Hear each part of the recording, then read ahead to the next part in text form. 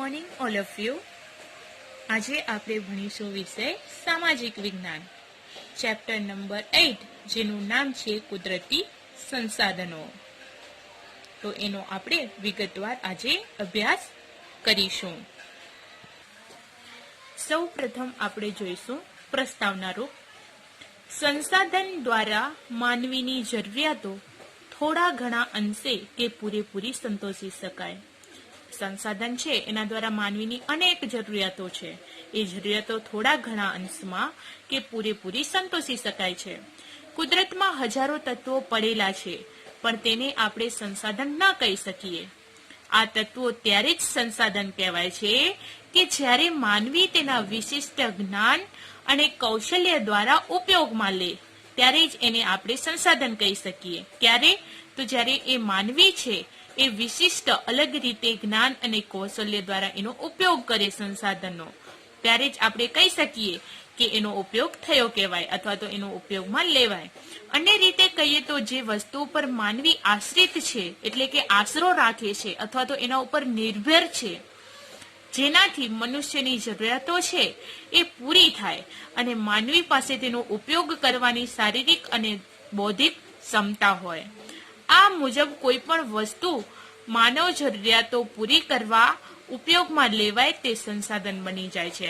એટલે આપણે કહીએ કે કોઈ પણ એવી વસ્તુ છે જે માનવ જરૂરિયાતો પૂરી કરવા ઉપયોગમાં લેવાય છે, તો એ બધી જરૂરિયાતો છે, માનવ જરૂરિયાતો એ સંસાધન બની જાય છે. પ્રાચીન સમયમાં એટલે કે જૂના સમયમાં, આગળના સમયમાં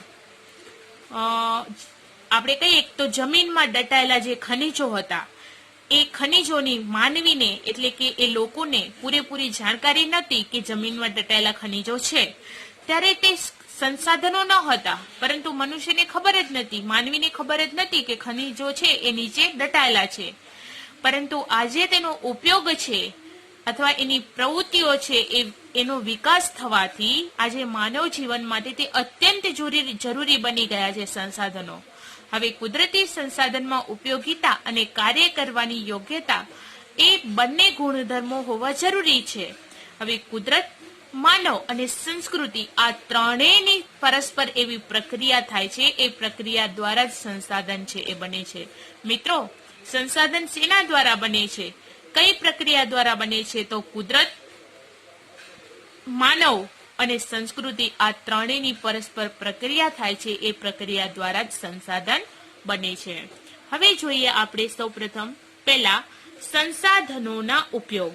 તો સંસાધનોનો ઉપયોગ છે એ ત્રણ રીતે થાય છે: ખોરાક તરીકે, કાચા માલના સ્ત્રોત તરીકે અને શક્તિ સંસાધનોના તરીકે. તો સૌપ્રથમ આપણે જોઈએ સંસાધનોના ઉપયોગો. એમાં પ્રસ્તાવના રૂપ સંસાધનો આપણને વિવિધ રીતે ઉપયોગી છે. માનવ જીવનના દરેક તબક્કે તેની કોઈને કોઈ ભૂમિકા એટલે કે ફાળો છે એ આપણને ધ્યાનમાં આવે છે. ખેતી પ્રવૃત્તિથી ઉદ્યોગ પ્રવૃત્તિઓ સુધીની તમામ એવી પ્રવૃત્તિઓ છે એ છેવટે પ્રત્યક્ષ અને પરોક્ષ રીતે કુદરતી સંસાધનો પર અવલંબે છે, આધાર રાખે છે. તેના ઉપયોગો વિશે વધારે વિગતો જાણીએ. તો સૌ પ્રથમ આપણે જાણીએ સંસાધન છે એ ખોરાક તરીકે. માનવીની ખોરાકની જરૂરિયાતો વિવિધ સંસાધનોમાંથી જ પૂરી થાય છે. આપણે કહીએ કે માનવીની ખોરાક માટેની જે જરૂરિયાતો છે, એનો ઉપયોગ છે એ વિવિધ જે અલગ અલગ સંસાધનોમાંથી જ પૂરું થાય છે. કુદરતી રીતે થતા ફળો, જે કુદરતી રીતે થાય, ખેતી દ્વારા સાંપડતા વિવિધ ખાદ્ય પાકો, પાલતુ પ્રાણીઓ દ્વારા પ્રાપ્ત થતી દૂધ અને તેની બનાવટો. જેમ કે આપણે કહીએ કે પાલતુ પ્રાણી હોય ગાય, ભેંસ, બરાબર, તો એ પાલતુ પ્રાણીઓ કહેવાય. એના દ્વારા જે પ્રાપ્ત થતી દૂધ હોય, એનામાંથી પ્રાપ્ત શું થાય? તો દૂધ થાય.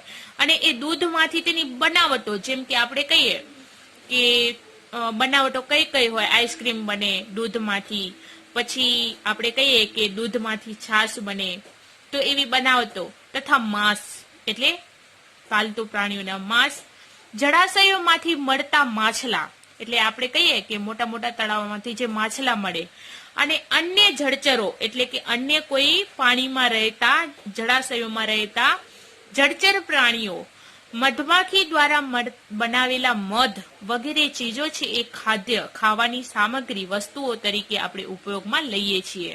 તો આપણે કહીએ કે સંસાધનનો ઉપયોગ છે એ ખોરાક તરીકે થાય છે. હવે બીજું સંસાધન તરીકે કાચા માલનો સ્ત્રોત, એના વિશે સમજ મેળવીએ.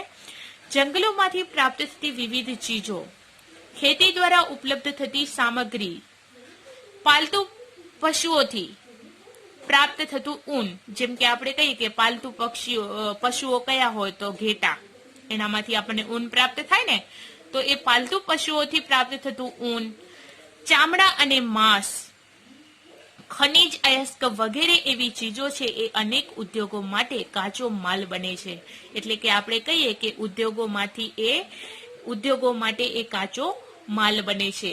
એટલે આપણે કહીએ કે એનો સંસાધનોનો ઉપયોગ છે એ કાચા માલના સ્ત્રોત તરીકે થાય છે. હવે જોઈએ સંસાધનો, શક્તિ સંસાધનો તરીકે આપણે કોલસો, પેટ્રોલિયમ, કુદરતી વાયુ વગેરેનો ઈંધણ તરીકે ઉદ્યોગો અને ઘર વપરાશમાં બળતણ તરીકે વાપરીએ છીએ. હવે મિત્રો આપણે કહીએ કે આપણે છે એ ઈંધણ તરીકે, એટલે આપણે કહીએ ને બળતણ, એ બળતણનો ઉપયોગ આપણે ઉદ્યોગો ક્ષેત્રે અને ઘર વપરાશમાં બળતણ તરીકે આપણે વાપરીએ છીએ ઈંધણ, બરાબર. કોલસો, પેટ્રોલિયમ, કુદરતી વાયુ વગેરેનો ઈંધણ તરીકે ઉપયોગ કરીએ છીએ. સૂર્યપ્રકાશ, પવન, સમુદ્ર મોજા, ભરતી ઓટ અને જળધોધ વગેરે થકી પણ આપણે ઉર્જા પ્રાપ્ત કરી શકાય છે. આપણે કહીએ કે સૂર્યપ્રકાશ હોય એના દ્વારા ઉર્જા પ્રાપ્ત થાય, પવન હોય, સમુદ્રના મોજા હોય, એ દરિયામાં ભરતી અને ઓટ આવે, જળના ધોધ હોય, એ બધા થકી આપણે ઉર્જા એટલે કે વીજળી પ્રાપ્ત કરી શકીએ છીએ. તો એ આપણે કહીએ કે સંસાધનનો ઉપયોગ એ શક્તિ સંસાધનો તરીકે. તો આપણે જોયું કે સંસાધન છે એ ખોરાક તરીકે, કાચા માલના સ્ત્રોત તરીકે અને શક્તિ સંસાધનો તરીકે આપણે એનો ઉપયોગ જોયા. તો હવે આપણે આગળ જોઈશું સંસાધનના પ્રકાર. તો સંસાધનોને નીચે મુજબ વર્ગીકૃત કરવામાં આવ્યા છે. જેમ કે આપણે કહીએ કે સંસાધનના 3 પ્રકાર છે: માલિકીના આધારે, પુનઃપ્રાપ્યતાના આધારે અને વિતરણ ક્ષેત્રના આધારે. પણ અહીં માલિકીની દ્રષ્ટિએ સંસાધનના પ્રકાર આ મુજબ પડે છે. તે વિગત દર્શાવતો કોષ્ટક છે એની મદદથી આપણે સમજીએ. આપણે કહીએ સૌ પ્રથમ પેલું માલિકીની દ્રષ્ટિએ તો વ્યક્તિગત સંસાધન, બીજું છે રાષ્ટ્રીય સંસાધન અને ત્રીજું છે વૈશ્વિક સંસાધન. તો માલિકીની દ્રષ્ટિએ વ્યક્તિગત સંસાધન પેલું છે, એમાં આપણે કહીએ તો એમાં કઈ બાબત આવે તો કોઈ પણ વ્યક્તિ કે પરિવારની માલિકી આવે. વ્યક્તિગત સંસાધનમાં કઈ વસ્તુ આવે તો કોઈ પણ વ્યક્તિ કે પરિવારની જે માલિકી હોય એ આવે. ઉદાહરણ તરીકે આપણે લઈએ તો વ્યક્તિ અને પરિવારની માલિકી કઈ કહેવાય તો જમીન અને મકાન છે એ વ્યક્તિગત સંસાધનમાં આવે છે. બીજું છે રાષ્ટ્રીય સંસાધન. કોઈ પણ દેશ કે પ્રદેશની સાર્વજનિક એવી સંપત્તિ, આપણે કહીએ કે કોઈ પણ દેશ અથવા તો પ્રદેશ હોય એની સાર્વજનિક બધી સંપત્તિ છે. તો ઉદાહરણ તરીકે આપણે લઈએ તો લશ્કર છે, અને બીજું છે આંતરરાષ્ટ્રીય એવું વ્યાપાર કરવું હોય તો એ છે એ રાષ્ટ્રીય સંસાધન તરીકે આપણે લઈ શકીએ. પછી છે વૈશ્વિક સંસાધન. એમાં કઈ બાબતો આવે તો સમગ્ર દુનિયાની ભૌતિક અને અભૌતિક એવી તમામ સંપત્તિ છે જેનો ઉપયોગ માનવ છે એ કલ્યાણમાં થતો હોય. હવે એવી સમગ્ર એટલે આખી દુનિયા છે એની ભૌતિક અને અભૌતિક એવી તમામ સંપત્તિઓ છે જેનો ઉપયોગ છે એ માનવ કલ્યાણ માટે થતો હોય છે, એટલે માનવ કલ્યાણ માટે થતો હોય. વૈશ્વિક સંસાધન તો એમાં કઈ બાબતનો સમાવેશ થાય તો ઉદાહરણ તરીકે જોઈએ તો વિશ્વના બધા એવા રાષ્ટ્રો છે એ રાષ્ટ્રોની સહિયારી માલિકીના સંસાધન, એટલે બધા વિશ્વના જેટલા પણ રાષ્ટ્રો છે એ બધાનું સહિયારી એટલે ભાગીદારીમાં એ માલિકીના સંસાધનો જોવા મળે છે. તો એ આપણે જોઈએ કે સંસાધનના પ્રકાર માલિકીના આધારે એમાં 3 વસ્તુઓ જોઈ: વ્યક્તિગત સંસાધન, રાષ્ટ્રીય સંસાધન અને વૈશ્વિક સંસાધન. સંસાધનના પ્રકારમાં આપણે બીજું જોઈએ તો પુનઃપ્રાપ્યતાના આધારે, એટલે કે ફરી પુનઃ એટલે ફરીથી એ પ્રાપ્ત થતા હોય એના આધારે એ સંસાધન. અને ત્રીજું છે વિતરણના ક્ષેત્રે, એટલે વિતરણ ક્ષેત્રે સંસાધન. તો સંસાધનોના વિતરણને આધારે તેના પ્રકાર આ મુજબ પડે છે. જેમ કે વિતરણના આધારે સંસાધનના પ્રકાર તો સર્વસુલભ સંસાધન, સામાન્ય સુલભ સંસાધન, વિરલ સંસાધન, એકલ સંસાધન. તો સૌ પ્રથમ આપણે જોઈએ સર્વસુલભ સંસાધન. એમાં કઈ બાબત તો વાતાવરણમાં રહેલા ઉપયોગી વાયુઓ, જેમ કે વાતાવરણમાં રહેલા ઉપયોગી વાયુઓ પવન હોય, બરાબર, વાયુ એટલે પવન, હવા.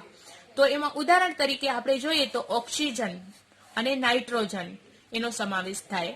સામાન્ય સુલભ સંસાધન એમાં કઈ બાબત? તો સામાન્યપણે મળતા હોય તેવા સંસાધનો, જેમ કે આપણે કહીએ ઉદાહરણ તરીકે જમીન, જળ, ગોચર, પાણી, જમીન વગેરે. પછી વિરલ સંસાધન, તો જેના પ્રાપ્તિ સ્થાનો છે એ મર્યાદિત, એટલે કે એ વિરલ સંસાધનો જ્યાં પ્રાપ્ત થાય છે એ સ્થાનો છે એ મર્યાદિત હોય તેવા ખનીજો, એને વિરલ સંસાધન કહેવાય. જેમ કે તેમાં ઉદાહરણ તરીકે લઈએ તો કોલસો, પેટ્રોલિયમ, તાંબુ, સોનું, યુરેનિયમ, એ બધા ખનીજો છે એ વિરલ પ્રકારના સંસાધનો છે. જેઓ આપણે કહીએ કે એના પ્રાપ્તિ સ્થાનો છે એ મર્યાદિત હોય તેવા ખનીજો છે, કોલસો ને એ બધા. પછી ચોથું છે એકલ સંસાધન, તો દુનિયામાં ભાગે જ એક કે બે સ્થળે જ મળી આવતા હોય, એટલે આપણે કહીએ કે આખી દુનિયામાં ભાગે નસીબે જ એક કે બે સ્થળે જ મળી આવતા હોય એવા એકલ સંસાધનો. જેમ કે આપણે ઉદાહરણ તરીકે જોઈએ તો ક્રાયોલાઇટ ખનીજ, જે માત્ર ગ્રીનલેન્ડ માંથી જ આપણને મળી આવે છે, ક્રાયોલાઇટ ખનીજ. હવે એ ખનીજનું નામ છે ક્રાયોલાઇટ, જે માત્ર ગ્રીનલેન્ડ દેશમાંથી જ આપણને મળી આવે છે. કયું સંસાધન? એકલ સંસાધન. હવે કોષ્ટકમાં જોઈને બે પ્રકારોની વિગતો તમે સમજ્યા. કોષ્ટકમાં જોઈ બે પ્રકારની વિગતો. કઈ? તો આપણે કહીએ કે પેલું કયું હતું? તો માલિકીની દ્રષ્ટિએ સંસાધન અને બીજું વિતરણની દ્રષ્ટિએ. એ બંને પ્રકારોને આપણે કોષ્ટક તરીકે જોયા. તો સંસાધનોના અન્ય રીતે પણ વિભાગો પાડી શકાય છે. જેમ કે આપણે કહીએ કે સંસાધનોના બે ભાગ પાડાય છે, એક નવીનીકરણીય અને બીજું છે અનવીનીકરણીય. કેટલાક સંસાધનો છે એ પોતાની મેળે જ ચોક્કસ, આપણે કહીએ કે ચોક્કસ પ્રમાણમાં ચોક્કસ સમયમાં વપરાશી હિસ્સાની પૂર્તિ કરે છે, અથવા તો તે અખૂટ હોય છે. અખૂટ એટલે જે ખૂટતા પણ નથી. કેટલાક સંસાધનો એવા હોય જે ચોક્કસ સમયમાં વપરાશી હિસ્સાની પૂર્તિ કરે છે, અથવા તો તે ખૂટતા પણ નથી એવા સંસાધનો હોય છે. જંગલો, સૂર્યપ્રકાશ, પશુ પક્ષીઓ વગેરે આ વર્ગમાં છે. એટલે આપણે કહીએ કે એ કદી ખૂટતા નથી. જંગલો, સૂર્યપ્રકાશ આપણને મળે છે, પશુ પક્ષીઓ એ ખૂટતા નથી, અખૂટ છે. તેને નવીનીકરણીય સંસાધનો કહેવાય છે. હવે મિત્રો, નવીનીકરણીય સંસાધનો કોને કહેવાય? તો આપણે કહીએ કે સંસાધનો પોતાની મેળે ચોક્કસ સમયમાં વપરાશી હિસ્સાની પૂર્તિ કરે છે અથવા તો અખૂટ હોય છે. હવે એમાં જંગલો હોય, સૂર્યપ્રકાશ હોય, પશુ પંખીઓ હોય વગેરે આ વર્ગમાં આવે છે. તો આ વર્ગમાં જે બધી બાબતો જોઈએ આપણે, સૂર્યપ્રકાશ, જંગલો, પશુ પક્ષીઓ, એ બધાને નવીનીકરણીય સંસાધનો તરીકે ઓળખવામાં આવે છે. જ્યારે અનવીનીકરણીય સંસાધનો, તો આપણે કહીએ કે જે સંસાધનો એકવાર વપરાયા પછી પુનઃ ઉપયોગમાં, એટલે જે સંસાધનો એકવાર એનો વપરાશ એટલે ઉપયોગ થઈ ગયો હોય તો તેનો બીજી વાર ઉપયોગ કરવો હોય તો એ ઉપયોગમાં લઈ શકાતા નથી, અથવા તો તેને ફરી બનાવી શકાતા નથી, કે નજીકના ભવિષ્યમાં તેનું પુનર્નિર્માણ પણ થઈ, આપણે કહીએ કે અશક્ય બને છે, એનું પુનર્નિર્માણ થઈ શકતું નથી.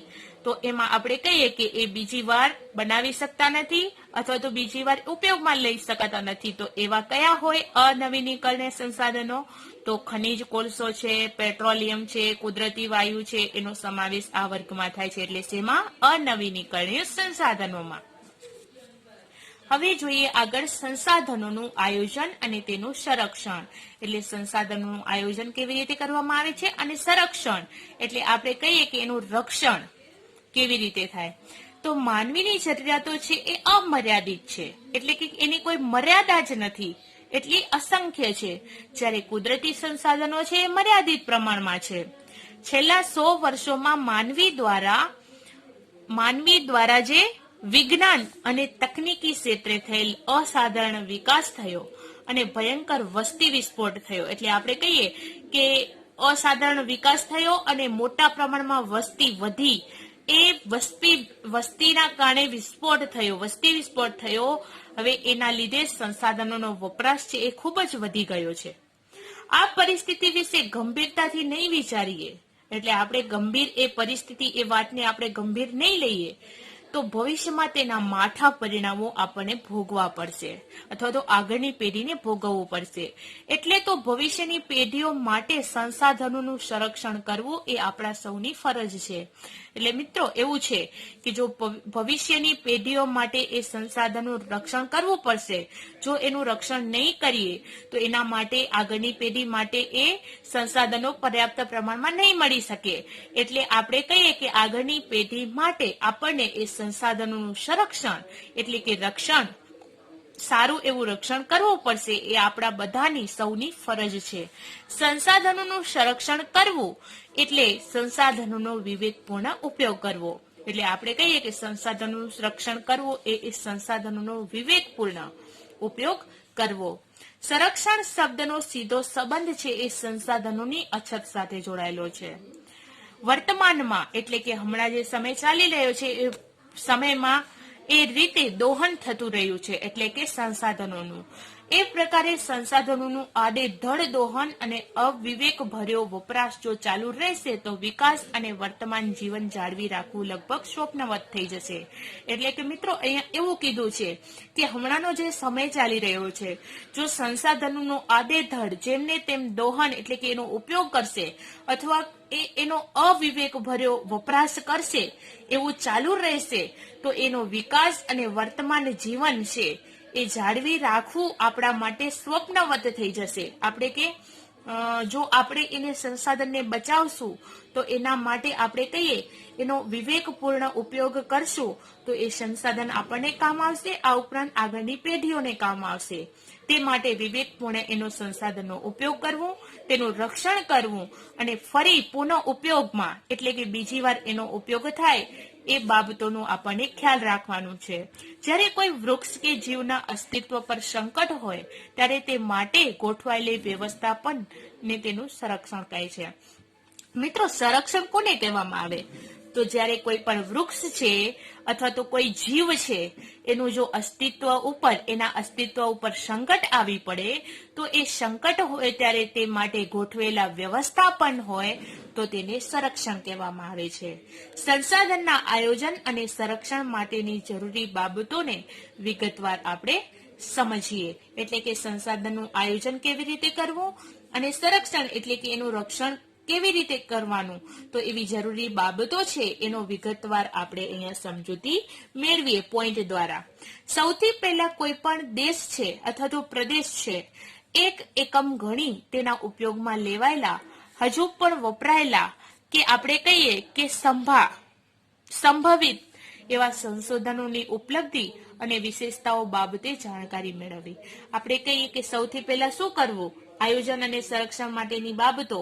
તો સંસાધનનું આયોજન અને સંરક્ષણ માટેની જરૂરી એવી બાબતોને આપણે એ ખ્યાલ રાખશું કે કોઈ એક પ્રદેશ છે અથવા દેશ છે એ એક એકમ ગણી, એક જ ગણીને એને ઉપયોગમાં લેવાનું, હજુ પણ કોઈ પણ વપરાયેલી છે અથવા તો સંભવિત સંસાધનોની ઉપલબ્ધિ છે એ વિશેષતાઓ બાબતે આપણને જાણકારી મેળવવી જરૂરી છે. બીજું છે જે સંસાધનોનું પ્રમાણ મર્યાદિત કે અનવીનીકરણ છે. એટલે આપણે કહીએ કે જે સંસાધનો છે એનું પ્રમાણ છે એ મર્યાદિત પ્રમાણમાં છે, તેનું વૈજ્ઞાનિક ઢબે દોહન કરવું જોઈએ. એટલે કે એ આપણે કહીએ કે એનો વપરાશ છે એ સંસાધનોનું એ વૈજ્ઞાનિક રીતે એનું દોહન કરવું જોઈએ અને તેનો વપરાશ છે એ કરવો જોઈએ. તો એ વપરાશ અનિવાર્ય હોય ત્યાં જ કરવો, જ્યાં ઉપયોગી થાય આપણને સંસાધન તે જગ્યાએ જ આપણે એનો ઉપયોગ કરવો અને અનિવાર્ય હોય જ્યાં આપણને જરૂરી પડતું હોય ત્યાં જ તેનો ઉપયોગ કરવો. જે સંસાધનોની માત્રા વધારી શકાય તેના વિકાસ માટે પ્રયત્ન કરવો જોઈએ. એટલે આપણે કહીએ કે સંસાધનોની માત્રા વધે, સંસાધનો વધે, ઘટે નહીં પણ વધે, તેનો વિકાસ અને તે વિકાસ માટેના પ્રયત્નો પણ કરવા જોઈએ. ચોથું છે જે સંસાધનો વર્તમાનમાં સોંગા કે સહેજ ઉપલબ્ધ હોય તેને વેડફવાને બદલે ભાવિ જરૂરિયાત માટે કરકસર સાચવવા જોઈએ. હવે જે પણ સંસાધનો છે એ વર્તમાનમાં એટલે હમણાંના સમયમાં સોંગા હોય, સસ્તા હોય કે સહેજ આપણને ઉપલબ્ધ થતા હોય તો તેનો બગાડ કરવા એટલે કે વેડફવાના બદલે ભાવિ જરૂરિયાત એટલે આગળની પેઢીની જરૂરિયાત માટે કરકસર એટલે કે એનો બચાવીને સાચવવાનો ઉપયોગ કરવો જોઈએ. એટલે એને સાચવવા જોઈએ, એને વેડફવા જોઈએ નહીં. જે મર્યાદિત માત્રામાં ઉપલબ્ધ છે તેવા સંસાધનો જાળવી રાખવા. તકનીકી વિકાસ દ્વારા એટલે કે ટેકનોલોજી વિકાસ દ્વારા તેના વૈકલ્પિક સ્ત્રોતો છે એની શોધ લાંબા ગાળે વધારે ફાયદાકારક છે.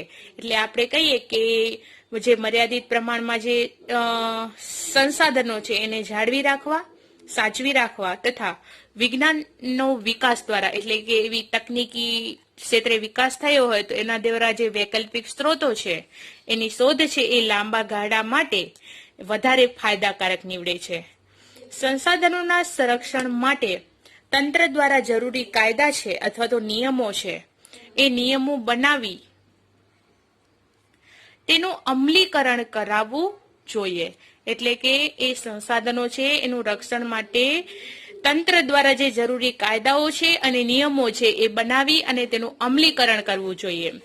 પછી જે નાગરિકોને સંસાધનના વિવેકપૂર્ણ ઉપયોગ સાથે જોડાયેલી તમામ જે બાબતો છે એ અંગે વાકેફ કરી જનજાગૃતિ કેળવવી જોઈએ. એટલે નાગરિકો છે, ભારત દેશના જે લોકો છે એ સંસાધનના વિવેકપૂર્ણ એટલે કે એનો વિવેકપૂર્ણ ઉપયોગ કરે એ સાથે જોડાયેલી જે તમામ બાબતો છે એ અંગે વાકેફ એટલે કે એને એ તરફ પ્રેરાવવા જોઈએ એ નાગરિકોને અને એના ક્ષેત્રે જનજાગૃતિ એટલે કે સંસાધન ક્ષેત્રે જનજાગૃતિ કેળવવી જોઈએ.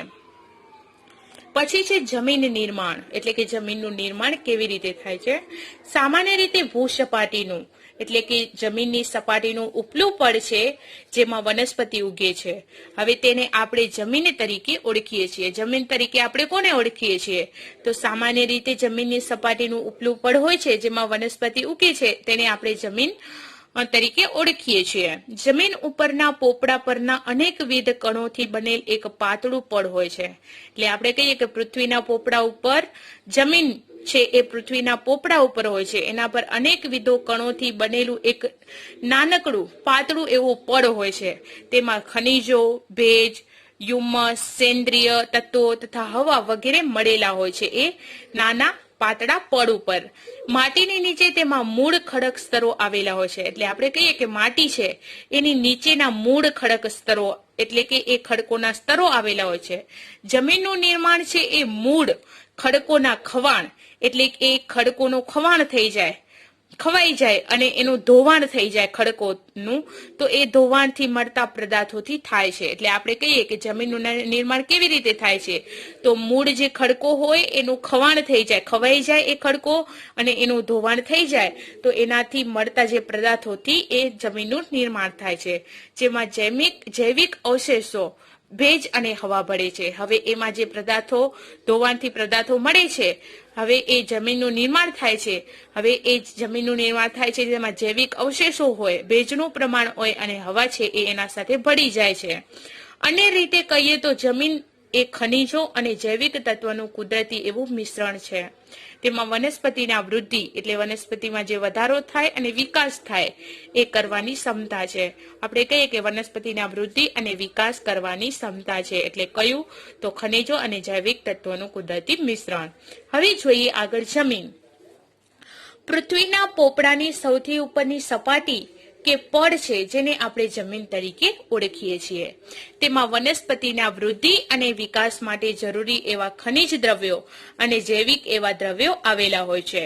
જો કે તેનું પ્રમાણ બધી જ જમીનમાં એક સરખું છે એ હોતું નથી. હવે આપણે કહીએ કે જમીનના ક્ષેત્રે એનું પ્રમાણ છે એ એક સરખું નથી હોતું. આમ જમીન એટલે સેન્દ્રિય પદાર્થયુક્ત ઝીણા કણો વાળો પોચો ખડક પદાર્થ. હવે આપણે કહીએ કે જમીન એટલે શું? તો સેન્દ્રિય પદાર્થયુક્ત એવા ઝીણા નાના કણો હોય છે એ કણો વાળો પોચો એવો ખડક પદાર્થ એને આપણે જમીન કહીએ. અર્થાત અથવા ભૂપૃષ્ઠ પરના માતૃ ખડક અને વનસ્પતિ દ્રવ્યોના મિશ્રણથી બનતા અસંગઠિત પદાર્થોનું પડ કે સપાટી. અથવા આપણે એમ પણ કહી શકીએ કે ભૂપૃષ્ઠ એટલે જમીન પરના જે વનસ્પતિ દ્રવ્યો હોય એના મિશ્રણથી જે અસંગઠિત પદાર્થો અથવા તો પડ બને અથવા તો સપાટી બને એને જમીન તરીકે ઓળખીએ.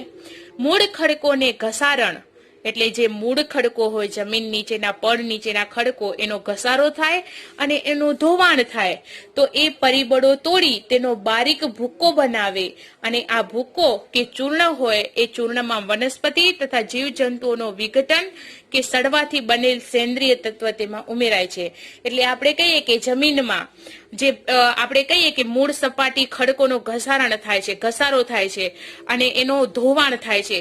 હવે એના દ્વારા એનો બારીક ભૂક્કો બને છે અને ભૂક્કા અથવા ચૂર્ણ એ ભૂકો હોય એમાં વનસ્પતિ હોય અથવા વનસ્પતિ ઉગે છે અથવા જીવજંતુઓનું વિઘટન થાય છે અથવા વનસ્પતિ સડે છે. હવે એ સડે છે એના લીધે જે બનેલ સેન્દ્રિય તત્વ છે એનામાં ઉમેરાય છે. શેમાં? જમીનમાં. આ સેન્દ્રિય તત્વો છે એ વનસ્પતિના વિકાસમાં મહત્વનું ભૂમિકા ભજવે છે અથવા તો ફાળો ભજવે છે. જમીન નિર્માણના સમયગાળાના સંદર્ભમાં જે તે આબોહવાની અસર એટલી મહત્વપૂર્ણ અને વ્યાપક હોય છે કે તે આબોહવાવાળા પ્રદેશો છે એમાં વિભિન્ન પ્રકારના ખડકોમાંથી બનતી જમીન છે એ લાંબા સમયગાળા માટે એક જ પ્રકારની હોય છે. એટલે કે એક જ પ્રકારના માતૃ ખડકોમાંથી ભિન્ન ભિન્ન અલગ અલગ આબોહવાથી બનનાર જમીન છે એ અલગ અલગ પ્રકારની હોય છે. જમીનના પ્રકાર, તેના રંગ, એની આબોહવા, એના માતૃ ખડકો, કણજ રચના, ફળદ્રુપતા, એની કેવી ફળદ્રુપતા છે જેવી બાબતોને ધ્યાનમાં રાખીને પાડવામાં આવે છે. એટલે જમીનના પ્રકાર શેના આધારે પાડવામાં આવે છે? તો એના રંગ આધારે, એની આબોહવા, એને કેવી હવા મળે છે, એના ખડકો એટલે કે જમીનના પડના નીચે કયા ખડકો છે, એના કણની રચના કેવી છે, એની ફળદ્રુપતા કેવી છે જમીનની, એના આધારે એના પ્રકાર પાડવામાં આવે છે. તો જમીનના પ્રકાર કેટલા છે? તો મિત્રો, હાલમાં ભારતીય કૃષિ સંસાધન પરિષદ એટલે કે ICAR દ્વારા ભારતની જમીનને 8 પ્રકારમાં વહેંચવામાં આવી છે. જે પૈકી પર્વતીય જમીન અને જંગલ પ્રકારની જમીન પર્વતીય ક્ષેત્રોમાં જુદી જુદી ઊંચાઈએ જોવા મળે છે. એટલે કે આમ તો ભારતમાં હાલમાં ભારતીય કૃષિ સંશોધનના આધારે ભારતની જમીનને 8 પ્રકારમાં વહેંચવામાં આવી છે. પરંતુ એ પૈકી પર્વતીય જમીન એટલે પર્વતો, પહાડી જમીનો અને જંગલ પ્રકારની જમીન છે એ આખા પર્વતીય એટલે પહાડી ક્ષેત્રમાં જુદી જુદી ઊંચાઈએ જોવા મળે છે. હવે જમીનના પ્રકાર 8 છે તો એ આપણે જોઈએ. કાંપની જમીન, રાતી અથવા લાલ જમીન, કાળી જમીન, લેટેરાઇટ જમીન, રણ પ્રકારની જમીન, પર્વતીય જમીન, જંગલ પ્રકારની જમીન, દલદલ કે પીટ પ્રકારની જમીન. તો આપણે જોયું કે એ 8 એના જમીનના પ્રકારો છે. તો સૌથી પહેલા આપણે પેલો પ્રકાર કાંપની જમીન એના વિશે આપણે સમજૂતી મેળવીશું. આ પ્રકારની જમીન છે એ ભારતના કુલ ક્ષેત્રના લગભગ 43% ક્ષેત્રફળમાં ફેલાયેલી છે. હવે આ કાંપની જમીન છે એ ભારતનું કુલ ક્ષેત્રફળનું લગભગ 43% ક્ષેત્રફળ છે એમાં એ કાંપની જમીન છે એ ફેલાયેલી છે. પૂર્વમાં બ્રહ્મપુત્ર ખીણથી શરૂ કરીને પશ્ચિમમાં જે સતલુજ નદી છે એ સુધીનું જે ઉત્તર ભારતનું મેદાન છે, દક્ષિણ ભારતમાં નર્મદા, તાપી, મહાનદી, ગોદાવરી, કૃષ્ણા અને કાવેરી જેવા ખીણ પ્રદેશો છે એમાં તે પૈકી મહાનદી, ગોદાવરી, કૃષ્ણા અને કાવેરીના મુખ ત્રિકોણ પ્રદેશોમાં આ પ્રકારની જમીન આવેલી છે. કાંપની જમીનનું નિર્માણ નદીઓ દ્વારા નિક્ષેપિત કરાયેલા એટલે કે આપણે કહીએ નિક્ષેપિત એવા કાંપ આભારી છે. આ જમીનમાં પોટાશ, ફોસ્ફરિક એસિડ અને ચૂનાનું પ્રમાણ છે એ વધારે જોવા મળે છે. એટલે આપણે કહીએ કે કાંપની જમીનમાં છે એ પોટાશનું પ્રમાણ, ફોસ્ફરિક એસિડ અને ચૂના છે એનું પ્રમાણ વધારે જોવા મળે છે. જ્યારે નાઇટ્રોજન અને હ્યુમસની માત્રા ઓછા પ્રમાણમાં જોવા મળે છે. હવે એ કાંપની જમીનમાં નાઇટ્રોજનનું પ્રમાણ અને હ્યુમસનું પ્રમાણ ઓછું છે. જો આ જમીનમાં કઠોળ વર્ગના પાક લેવામાં આવે તો તેમાં નાઇટ્રોજનની સ્થિરતાનું પ્રમાણ પણ વધારી શકાય છે. આપણે કહીએ કે એ જમીનમાં જો કઠોળના વર્ગનું પાક લેવામાં આવે, હવે કઠોળ તરીકે આપણે કહીએ કોઈ ચણા હોય, ચોળા હોય, બધા કઠોળ કહેવાય, મગ હોય, તો એ કઠોળ એ વર્ગનું પાક લેવામાં આવે તો નાઇટ્રોજનની સ્થિરતાનું પ્રમાણ પણ એ જમીન ક્ષેત્રે વધારી શકાય. આ પ્રકારની જમીનમાં ઘઉં, ચોખા, શેરડી, શણ, કપાસ, મકાઈ, તેલીબિયાના જેવા પાકો લેવામાં આવે છે. એટલે કે આપણે કહીએ કે કાંપની જમીનમાં ઘઉં, ચોખા, શેરડી, શણ, કપાસ, મકાઈ, તેલીબિયા જેવા પાકો લઈ શકાય છે અથવા તો લેવાય છે. હવે આપણે જોશું નકશાના સ્વરૂપે, એટલે કે ભારતની જમીનના મુખ્ય પ્રકારો. અહીંયા નકશો આપેલો છે, એટલે કે ભારતના એવા કેટલા રાજ્યો છે, કયા પ્રદેશો છે, એમાં આ પ્રકારની જમીન છે એ ફેલાયેલી છે. તો સૌથી પહેલા આપણે જોઈએ જમીનનો પ્રકાર. એમાં કાંપની જમીન. તો પીળા નકશામાં પીળું દેખાય છે, પીળા એવા પ્રદેશો દેખાય છે. એ પીળા ક્ષેત્રમાં આપણે કહીએ કે એ કાંપની જમીન પ્રસરાયેલી છે. જેમ કે આપણે કહીએ કે એ નીચે આ દેખાય છે એ ગુજરાત છે, એમાં પણ કાંપની જમીન છે એ જોવા મળે છે. પછી છે કાળી જમીન. હવે એ કાળી જમીન આપણે કહીએ કે ગુજરાત આ ઉપરાંત રાજસ્થાનમાં પણ કાળી જમીન જોવા મળે છે. પછી રાતી જમીન, એટલે કે આપણે જોઈએ તો નકશામાં જેટલું લાલ કલરનો ભાગ છે, લાલ કલરનું, જેમ કે અહીંયા અસમ છે, એટલામાં આપણને રાતી જમીન જોવા મળે છે, એટલા પ્રદેશોમાં. પછી છે લેટેરાઇટ જમીન. આ ગ્રીન જે નકશામાં દેખાય છે એવા પ્રદેશો છે, એમાં રાતી જમીન જોવા મળે છે. લેટેરાઇટ જમીન જોવા મળે છે. જેમ કે અહીંયા અસમ છે, અહીંયા પણ લેટેરાઇટ જમીન હોય છે. પછી છે પર્વતીય જમીન. તો પર્વતીય વિસ્તારોમાં આપણને પર્વતીય જમીન જોવા મળે છે. જેમ કે અહીંયા જમ્મુ અને કાશ્મીર જેવા પ્રદેશો છે, એમાં પર્વતોમાં પણ આપણને એ પર્વતીય જમીનો જોવા મળે છે. પછી છેલ્લે છે બ્લુ કલર, એટલે કે એ જે નકશામાં બ્લુ કલરમાં જે પ્રદેશ છે એમાં રણ પ્રકારની જમીન છે એ જોવા મળે છે.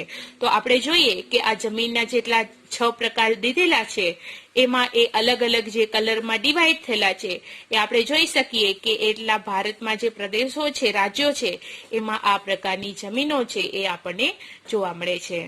હવે મિત્રો આપણે જોઈએ જમીનનો પ્રકાર બીજો, જેમાં છે રાતી અથવા તો લાલ જમીન. રાતી અથવા લાલ જમીન છે એ ભારતના કુલ ક્ષેત્રફળના લગભગ આપણે કહીએ તો લગભગ કેટલા ટકા, તો 19% ક્ષેત્રફળમાં ફેલાયેલી છે. કઈ જમીન? લાલ જમીન. એ ભારતના કુલ ક્ષેત્રફળના લગભગ 19% ક્ષેત્રફળમાં રાતી જમીન ફેલાયેલી છે. દક્ષિણના એવા દ્વીપકલ્પોમાં તમિલનાડુથી માંડીને ઉત્તરમાં બુંદેલખંડ સુધી અને પૂર્વમાં રાજમહેલ ની ટેકરીઓની પશ્ચિમમાં કચ્છ સુધી તે વિસ્તરેલી છે. મિત્રો, આપણા કચ્છમાં પણ આ રાતી જમીન અથવા તો લાલ જમીન છે એ વિસ્તારેલી છે, એટલે ફેલાયેલી છે. આપણે કહીએ તો દક્ષિણના જે દ્વીપકલ્પ છે એમાં તમિલનાડુથી માંડીને ઉત્તરમાં જે બુંદેલખંડ સુધી અને પૂર્વમાં રાજમહેલની ટેકરીઓ છે, એ ટેકરીઓની પશ્ચિમમાં જે કચ્છ છે અહીંયા સુધી આ લાલ એટલે કે રાતી જમીન ફેલાયેલી છે. રાજસ્થાનમાં કેટલાક એવા વિસ્તારો છે, એ વિસ્તારમાં આ પ્રકારની જમીન એટલે લાલ જમીન એ જોવા મળે છે. આ જમીનમાં ફેરિક ઓક્સાઇડની હાજરીને કારણે તેનો રંગ છે એ લાલ બને છે. મિત્રો, એનો લાલ રંગ કેવી રીતે હોય છે? તો જમીનમાં ફેરિક ઓક્સાઇડની હાજરી હોય છે, એના કારણે એ જમીનનો રંગ લાલ બને છે તથા તે નીચે જતા પીળા રંગમાં ફેરવાય છે. એટલે આપણે કહીએ કે એ જમીનનો સ્તર છે એ નીચો જાય એટલે એ લાલમાંથી પીળા રંગમાં ફેરવાઈ જાય છે. આ જમીનનો ચૂનો એટલે કે આ જમીનોમાં ચૂનો, કાંકરા અને કાર્બોનેટ મળી આવતા નથી. હવે આપણે કહીએ કે એ જમીન હોય રાતી જમીન, એમાં ચૂનો, કાંકરા અને કાર્બોનેટ નથી મળતા. મોટે ભાગે આ જમીનમાં મેગ્નેશિયમ, ફોસ્ફેટ, નાઇટ્રોજન અને પોટાશની ઉણપ એટલે કે ખામી જોવા મળે છે. હવે એ જમીન છે એમાં મેગ્નેશિયમ, પોટાશ, નાઇટ્રોજન અને ફોસ્ફરસ ઓછું હોય છે, એની ખામી જોવા મળે છે. આ પ્રકારની જમીનમાં બાજરી, કપાસ, ઘઉં, જુવાર, અળસી, મગફળી, બટાટા વગેરે પાક લેવામાં આવે છે. મિત્રો, આ રાતી જમીન છે, લાલ જમીન, એ લાલ પ્રકારની જમીનમાં બાજરી, કપાસ, ઘઉં, જુવાર, મગફળી, બટાટા, અળસી જેવા પાક લઈ શકાય છે. હવે આ પિક્ચરમાં તમને દેખાય છે એ રાતી જમીન અથવા તો લાલ જમીન છે. તો મિત્રો, અહીંયા સુધીની સમજૂતી આપણે પૂરી કરીએ અને આગળની સમજૂતી એટલે કે જમીનના પ્રકાર, એમાં ત્રીજો પ્રકાર કાળી જમીન, એ આગળનો એ આપણે સમજૂતી છે એ આગળના વિડીયોમાં આપણે મેળવીશું. Thank you.